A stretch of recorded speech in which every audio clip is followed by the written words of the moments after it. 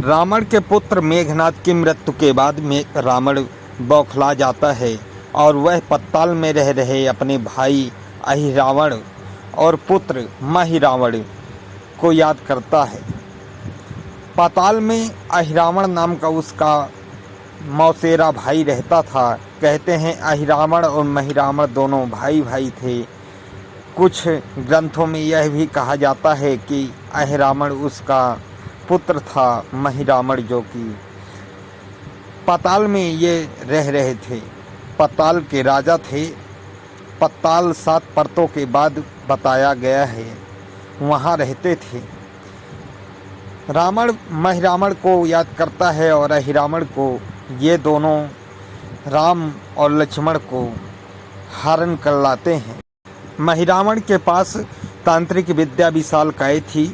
उसने सभी वानरों को बेहोश करके और राम लक्ष्मण को अहिरावण महिरावण हर लाते हैं, पत्ताल लोक में आते हैं और वहाँ राम लक्ष्मण का बलि चढ़ाने की कोशिश करते हैं। तब हनुमान जी को पता चलता है, वह जाते हैं। पत्ताल के दरवाजे पर ही उन्हें एक अपने स्वरूप का एक वानर मिलता है जिसका नाम मकरध्वज था।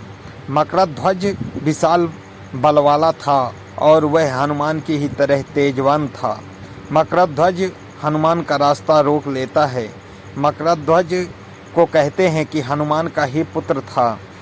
जब हनुमान जी लंका दहन करके वापस लौट रहे थे, तभी उनके शरीर से पसीने की बूंद गिरी और उस पसीने को एक विशाल मछली खा लेती है और उसी पसीने से ही उस मछली के पेट में बच्चा उत्पन्न होता है और उससे मकरध्वज का जन्म होता है। मकरध्वज दिन प्रतिदिन बढ़ता जा रहा था और जल्द ही जवान हो जाता है और विशाल बल वाला हो जाता है। मकरध्वज जिस मछली के गर्भ में था वह मछली गंधर्व थी, गंधर्व कन्या थी। वह अब स्वर्गलोक चली जाती है, परंतु मकरध्वज वहीं रह जाता है पत्ताल में और उसे अहिरावण अपना सेनापति बना देता है और द्वारे में उसे रख देता है। मकरध्वज हनुमान जी को उस दरवाजे से नहीं जाने देता। तब हनुमान जी और मकरध्वज में विशाल युद्ध होता है, परंतु कोई भी कहते हैं पार नहीं पा रहा था। मकरध्वज भी बड़े पराक्रम से हनुमान जी से युद्ध कर रहा था और वह अपने द्वारपाल होने का उचित कार्य कर रहा था, परंतु हनुमान जी भी तो राम भक्त थे। वह राम को ढूंढ कर लाते, इससे पहले मकरध्वज रास्ता उनका रोक लेता है। मकरध्वज से युद्ध करते करते जब हनुमान जी हताश हो जाते हैं और समझ जाते हैं कि मैं इस बानर से नहीं जीत सकता, तो हनुमान जी मकरध्वज को वहीं बांध देते हैं। हनुमान जी बांधकर मकरध्वज को और पत्ताल लोक में प्रवेश करते हैं।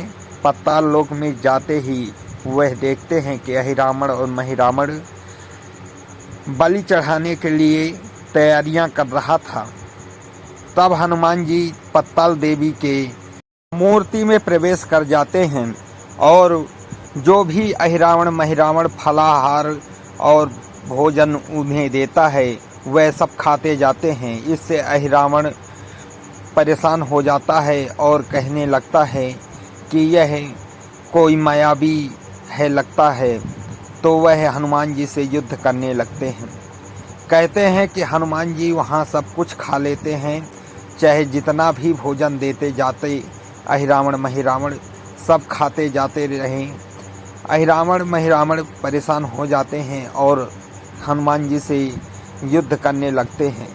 युद्ध में हनुमान जी से वो कहे को पार पाते, हनुमान जी उन दोनों का वध कर देते हैं और उनका वध करके भगवान श्री राम और लक्ष्मण जी की मूर्छा जगाकर और फिर वहाँ से हनुमान राम लक्ष्मण को वापस रामादल ले आते हैं और मकरध्वज को पत्ताल लोक का राजा बना देते हैं। इससे रामादल के सभी वानरों के अंदर हर्ष और उल्लास का लहर फैल जाती है और हनुमान जी को कंधे पर उठाकर खुशियां मनाने लगते हैं। दोस्तों, मेरी यह वीडियो अगर आप लोगों को अच्छी लगी हो तो मेरे इस वीडियो को लाइक करें, चैनल को सब्सक्राइब करें और कमेंट बॉक्स में जय श्री राम, जय बजरंगबली, जय हनुमान की ज़रूर लिखें।